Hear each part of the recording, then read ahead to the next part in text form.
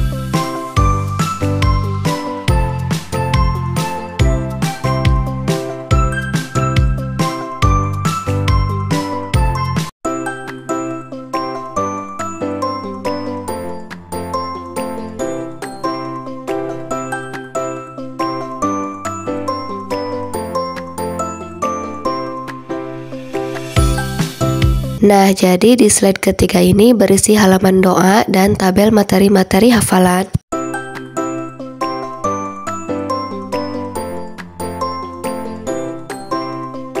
Oke, desain di slide 3-nya udah jadi. Teman-teman tinggal lanjutin aja desainnya sampai akhir. Jangan lupa kasih angka kayak gini di bagian atas sesuai urutan halamannya 1, 2, 3 dan seterusnya sampai selesai. Nomor kecil ini berfungsi untuk nanti kita mencocokkannya dengan nomor halamannya. Nah, gimana cara menentukan nomor halaman di setiap desain slide-nya supaya hasil print dan jadi bukunya halamannya itu berurutan. Jadi nanti aku mau gunakan kertas yang aku robek-robek sesuai jumlah lembar yang dibutuhkan dalam satu buku. Makanya penting untuk tahu dulu kita mau buat buku ini isinya berapa lembar. Kalau udah tahu mau isi bukunya ini berapa lembar, tinggal bikin dari kertas kayak gini. Karena desain aku isinya itu ada 10 slide, berarti kita butuh 5 lembar. Tinggal dibagi 2 aja ya teman-teman. Karena kan kita mau print bolak-balik. Jadi misalnya ini isinya itu ada 20 slide, berarti kertas yang di printnya itu 10 lembar gitu ya. Ini dia hasil setelah di print. total 5 lembar ya. Oleh karena itu aku buat kertasnya 5 lalu dilipat seperti buku. Kemudian aku tulis bagian data siswa, doa, dan juga halamannya kayak gini. Nah, karena halaman 1 dan 2 enggak aku kasih nomor, jumlah total halamannya cuma 18, padahal harusnya 20 ya. Setelah itu kertasnya dibuka dan diletakkan di sini dengan posisi vertikal sesuai sama desain aslinya. Nah, kertas ini fungsinya sebagai panduan untuk bikin nomor halaman, supaya nggak bingung lagi saat nyusun. Tinggal ikuti aja nomor halaman yang posisinya sejajar dengan desainnya. Misalnya di sini tertulis 18, berarti bagian ini juga halaman 18. Nah, di bagian atasnya ada data siswa. Sekarang kita lanjut ke slide 2. Kertasnya dibalik kayak gini, tapi hati-hati ya, jangan sampai salah. Posisi membaliknya harus secara vertikal, bukan horizontal. Soalnya kalau kamu baliknya secara horizontal, nanti nomor halamannya jadi acak-acakan dan gak sesuai urutan yang kita inginkan. Gimana, sekarang udah lebih paham kan cara bikin nomor halaman untuk buku yang isinya di print bolak-balik? Cara ini bisa banget kamu pakai buat berbagai jenis buku, kayak buku cerita, buku mewarnai, atau buku apapun yang mau kamu buat sendiri di rumah.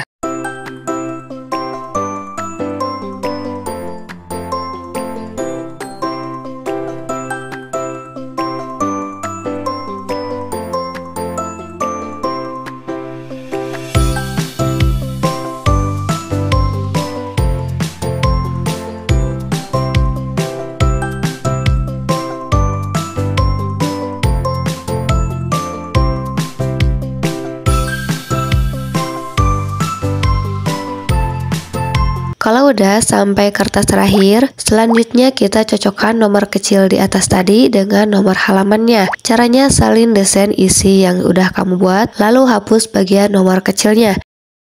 Setelah itu, tempel desainnya ke slide yang nomornya sesuai dengan nomor halaman tadi.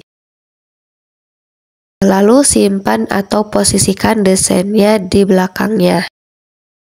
Dengan cara ini, urutan halamannya jadi rapi dan sesuai saat dicetak bolak-balik. Oke, lakukan hal yang sama sampai semuanya selesai dan nomornya itu udah sesuai. Jujur, ini bagian yang paling males aku lakuin. Tapi ya gimana, harus tetap dikerjain. Sebenarnya kalau dari awal kita udah tahu mau bikin buku dengan jumlah halaman berapa, itu lebih gampang. Tinggal atur dulu nomor halamannya, baru deh buat isi kontennya atau buat isi desainnya ya. Tapi kenyataannya aku dan mungkin juga kebanyakan orang gak langsung tahu bakal jadi berapa halamannya. Jadi ya mau gak mau harus bikin dulu isi bukunya sampai selesai, baru deh ketahuan jumlah halamannya. Beda lagi nih kalau bikinnya buku mewarnai, udah bisa ditentuin jumlah halamannya dari awal ya. Oke, kalau semua desain per halamannya sudah tertata rapi sesuai dengan nomor halamannya, sekarang kita lanjut ke cara mencetak desainnya. Karena aku mau cetak secara online, jadi aku harus siapkan dulu file yang siap cetak. Jangan asal unduh ya, ini dia cara menyimpan file yang benar. Aku contohin dulu buat kamu yang mau cetak mandiri di rumah, entah itu ke percetakan terdekat atau pakai printer sendiri di rumah. Kamu bisa langsung simpan desain covernya seperti ini. Pilih format cetak PDF, lalu centang hanya halaman 1 saja. Jangan lupa supaya warna hasil cetaknya lebih bagus, pilih profil warna CMYK.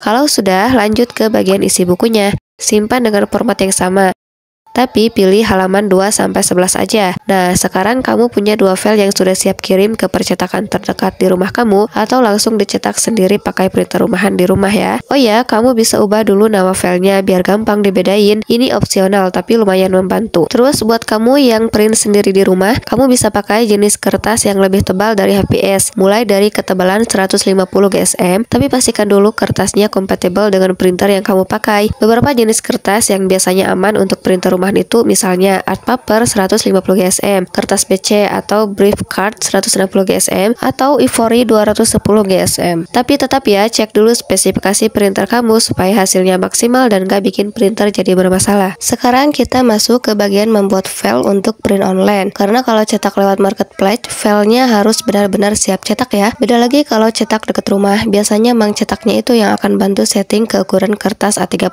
Karena nih online, berarti aku sendiri yang harus setting link ke ukuran A3+.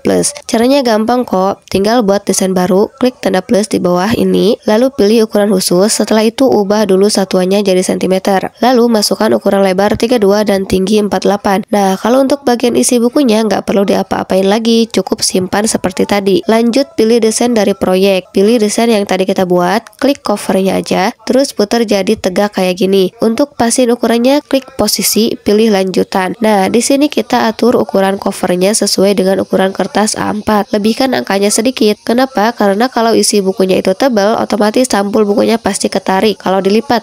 Jadi kalau ukurannya dipasin banget, takutnya isi bukunya itu nggak akan ke cover sempurna. Lebih baik lebih bisa dipotong daripada kurang, harus potong lagi isinya lebih tebal, bakalan lama juga prosesnya. Setelah itu tinggal duplikat aja desain covernya dan simpan di bagian bawah. Biasanya aku juga suka gabungin dengan desain cover buku lain dalam satu file. Bikin minimal 5 slide karena di toko langganan aku minimal order cetaknya itu adalah 5 lembar. Desainnya bebas, kamu boleh mix dengan cover-cover lain atau pakai desain yang sama untuk semuanya. Kalau kamu mau desain yang sama semua, berarti cukup bikin satu slide aja. Kalau udah desainnya tinggal kita save aja, pilih cetak PDF dan profil warna CMYK.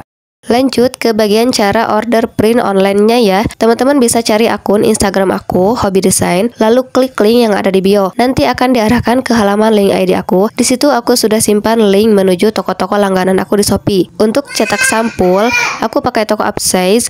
Langsung aja pilih kertas art karton 230 GSM. Cetaknya satu sisi tanpa laminasi ya. Menurut aku hasilnya udah bagus banget walau tanpa laminasi. Di toko ini minimal order 5 lembar, jadi kita masukin aja jumlahnya 5. Setelah itu balik lagi ke link ID aku. Lanjut ke toko kualitas cetak. Buat cetak isi bukunya, di sini pilih jenis kertas HVS A4 dan pilih opsi cetak bolak-balik. Karena tadi aku cetak 5 lembar sampul, berarti aku akan punya 10 buku. Karena satu file sampul bisa untuk 2 buku. Nah, tiap buku isinya ada 10 lembar desain. Ingat, ini halaman desain ya, bukan halaman isi buku sebenarnya. Cara simpelnya, lihat aja file PDF-nya. Kalau ada 10 halaman dan kamu mau cetak untuk 10 buku, berarti jumlah yang harus kamu pesan adalah 100 halaman. Oh ya, di toko ini juga ada minimal order 50 halaman ya teman-teman. Totalnya jadi 31.400. Setelah di CO menjadi 32.714. Kalau udah check out, kirim filenya lewat WhatsApp atau lewat email penjualnya. Untuk dapat nomor WA-nya kamu bisa chat sellernya ya. Jangan lupa sertakan nama, nomor pesanan, dan detail order kamu. Nah, ini dia hasil printnya. Untuk memotongnya cukup pakai cutter dan penggaris ya. Tapi di video ini aku nggak akan potong dulu karena ini cuma contoh aja. Kebetulan aku sudah punya yang versi sampulnya, udah dipotong sebelumnya. Kemudian tinggal lipat aja seperti ini, lalu masukkan isi bukunya ke dalam covernya. Aku pakai stapler 360 derajat, jadi lebih gampang buat menjangkau bagian tengah buku. Posisikan staplernya seperti ini, lalu tekan, dan bukunya udah jadi. Oke, kita lanjut ke bagian terakhir, cara aku ngitung HPP dan nentuin harga jual. Untuk ngitung harga pokok produksi atau HPP dan nentuin harga jual, aku biasanya pakai aplikasi spreadsheet. Aplikasinya bisa kamu download di Play Store. Pertama, aku ngitung dulu HPP-nya, harga print sampul, print isinya, dan biaya lain-lain seperti untuk biaya layanan Shopee atau ada biaya kelebihan lainnya. Nah, setelah dapat HPP, baru aku masuk ke bagian harga jual. Biasanya aku bikin beberapa skenario harga jual berdasarkan margin keuntungan dari yang paling tinggi sampai paling rendah, mulai dari 50%, 40%, 30%, sampai 20%. Cara ngitungnya aku pakai rumus ini. Kenapa bikin banyak versi? Biar bisa riset pasar dulu. Jadi nanti pas naikin atau nurunin harga nggak asal tebak. Kita bisa tetap ngatur biar masih untung dan nggak sampai rugi. Kalau video ini bermanfaat, jangan lupa share ke teman-teman dan subscribe channel aku biar nggak ketinggalan video tutorial lainnya. Dan buat kamu yang mau template desainnya, langsung aja ke link ID aku. Linknya aku simpan di deskripsi.